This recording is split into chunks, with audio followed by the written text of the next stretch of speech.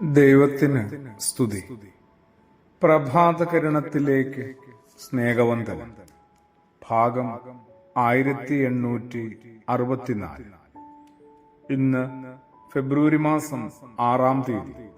ഈ ആണ്ടിലെ 37-ാമത്തെ ദിവസത്തിലെത്തി. നാവിന് കടിഞ്ഞാണിടുക. നാവിനെ കുറെ കൂടി സൂക്ഷിക്കുക. ശ്രദ്ധയോടെ വാതുറക്കുക. വിശുദ്ധനായ യാക്കോബ് ശ്ലീഹായുടെ ലേഖനം 3-ാം അധ്യായത്തിന്റെ തുടക്കഭാഗം പലയാവർത്തി പലതവണ വായിക്കേണ്ടതാണ്. ലോകത്തിലെ ഏറ്റവും വിശിഷ്ടമായ വസ്തു നാവ് തന്നെയാണ്. നന്നായി ഉപയോഗിച്ചാൽ ഏറ്റവും കൊള്ളരുതാത്ത വസ്തുവും നാവായി മാറുന്നുണ്ട് മോശമായി ഉപയോഗിക്കുമ്പോൾ.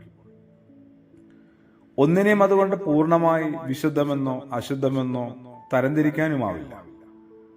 നൽകപ്പെട്ടിരിക്കുന്ന അർത്ഥവും ഉപയോഗിക്കപ്പെടുന്ന രീതിയും അനുസരിച്ച് എല്ലാത്തിന്റെയും വില മാറിമറിയുന്നു.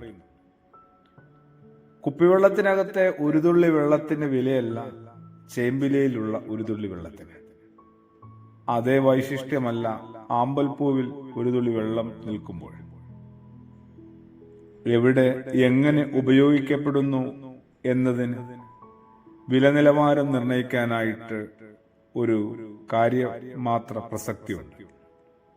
അതുകൊണ്ട് തന്നെ നാവിനെ കുറെ കൂടി ശ്രദ്ധയോടെ ഒന്ന് ഉപയോഗിച്ചു തുടങ്ങാം.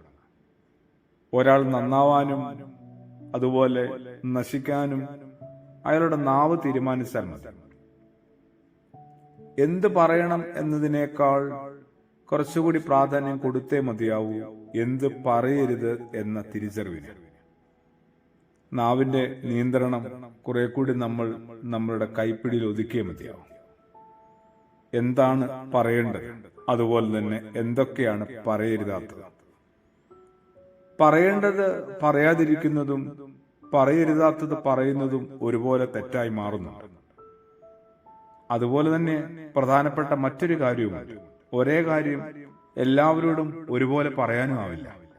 അതും ശ്രദ്ധിക്കണം, നന്നായി സൂക്ഷിക്കണം. കേൾവിക്കാരനെ കൂടി പരിഗണിച്ചും നോക്കി ഇടപെടാനായിട്ട് നാവിന് പരിശീലനം ആവശ്യമാണ്. നാവ് നന്നാകണമെങ്കിൽ അതിന് വിട്ടാണ് ക്ഷമിക്കണം, ഹൃദയം നന്നാവണ്ടേ. കാരണം ശരിക്കും നാക്കല്ലല്ലോ സംസാരിക്കുന്നത്, മനസ്സാണ്. ഹൃദയം നിറഞ്ഞു തുളുമ്പുന്നതാണ് അധരം പൊഴിക്കുന്നത് എന്ന് ക്രിസ്തുയേശു നമ്മളെ പഠിപ്പിക്കുന്നുണ്ട്. എന്റെ ഹൃദയത്തിൽ ഞാൻ എന്തൊക്കെയാണോ സ്വരൂപിച്ച് നിറച്ചു വെച്ചിരിക്കുന്നത്, അതിൽ നിന്നാണ് ഇടയ്ക്കിടയ്ക്ക് പുറത്തേക്ക് തുളുമ്പുന്നത്. കുറെ കൂടി വിശുദ്ധിയിലായിരിക്കാനായിട്ട് നാവിനെ നിയന്ത്രിച്ച് പഠിച്ചേ മതിയാവും. പ്രാർത്ഥനയോടുകൂടി ആമേൻ.